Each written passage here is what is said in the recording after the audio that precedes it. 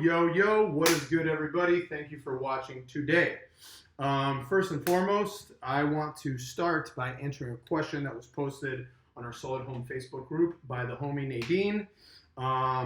So in a post I was making, I was talking about warm-ups and what people could do to ensure that their back is nice and strong and what kind of warm-up to do, etc., etc. Nadine, who has a background in gymnastics, whose daughter is a gymnast, posted a question, and I'm going to paraphrase for her, but in so many words, she said and asked that in gymnastics, they would spend time running to warm up and then a lot of time doing aggressive stretching to increase range of motion. So studies in the last several years have been going in the other direction. We've been talking for a long time, us as a program, about not overly stretching before you train. Stretching is not proven to be an effective tool for warm-up. I'm going to read just a couple sentences from a study in 2018 to you guys.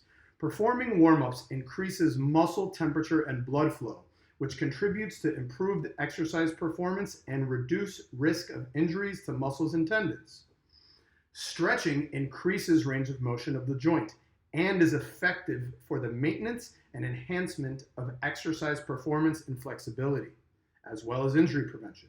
However, stretching as a warm-up activity may temporarily decrease muscle strength, muscle power, and exercise performance. So based on my own experience, I would add another piece to that puzzle. The more we stretch, the less active our tissues will be. When performing high-intensity exercises and high-repetition exercises like we do in our program, whether you want to call it CrossFit or not, what we want, and I've talked about this in a couple videos already, we want our tissue to be responsive to the stress that we are going to put our body through, right? So the only way that we can protect joints, ligaments, tendons, etc., is to keep our muscles active so they respond quickly to the stimulus that we are trying to produce. Does that make sense to you guys? So we always want our body to respond quickly to protect ourselves. That's what we want. If you're spending too much time stretching and lengthening tissue and trying to increase ranges of motion that are outside of what our normal ability is, they can be effective in some ways. For example, in the squat, right? Like part of my warm-up for the squat is going to be some mobility and some very light stretching. However, my overall goal is I want to activate all my muscle tissues. So that's where I'm going to spend the majority of my time. So in my opinion, and based off this study and many others, and I'll post this study so you guys can read more into it. The objective, this is not only for strength training. This is not only for CrossFit. This is not only for weightlifting. This is for all exercise, especially in gymnastics. Even USA Gymnastics is going away from spending countless time trying to increase ranges of motion by stretching.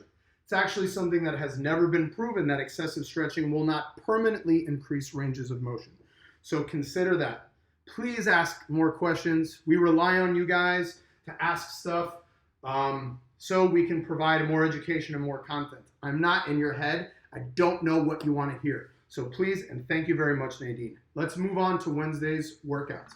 So we're not going to talk too much about it. I want to keep this video short and sweet for you guys. For Wednesday's workout, what I want you guys to try to do is to create what's called negative splits, right? And you may need to scale some of these exercises depending on your fitness or skill level. But the concept behind negative splits is going to start teaching you guys how to pace properly, right? So what does that mean? Well, our workout is 5 sets every 4 minutes. You're going to perform X, Y, Z. I'm not going to get into it on this video, right? What I want to see you guys try to do is try to set a plan where you're starting slow and paced out and you are moving faster over time. Purposefully start paced out.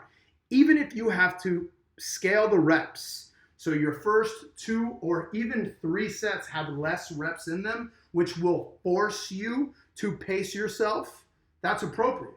What I want to see is your time decrease over time, right? So you're developing the intensity as you go. That's the overall idea behind a workout like this. Yes, consistency is important. However, I want you guys to start messing around with some more sophisticated training protocols. And that would be trying to create an environment where you can move faster over time. Even if you feel like it's in its inception, you are cheating it, that's fine. So again, if you have to scale the reps, so for this one, to be specific, I will go over it. 500 meter row, 100 meter run, 50 dubs. Okay, if you're the kind of person that has a weakness on the rower or your weakness is in the double unders, don't be scared to moderate that. The first 1, 2, 3 rounds so you can progress well. I don't want to see anyone's scores be consistent with going too fast, crashing and burning. We want to stay away from that. That's not the intention behind this workout. Now, when some people see these work to rest periods, or you have a certain amount of time of work and there's rest periods built in, et cetera, their head automatically goes to, oh, I've got to go really fast so I earn my rest. That is not the concept behind this one. That is something we do often, but not today. All right, enjoy your workout. Please post your results. You guys are doing a much better job posting on the leaderboard for Wodify, and I genuinely appreciate that. Once again, please, please, please post comments, ask me things, send me DMs so we can continue talking about this stuff so you guys can get more out of this experience. Thank you very much. Good luck.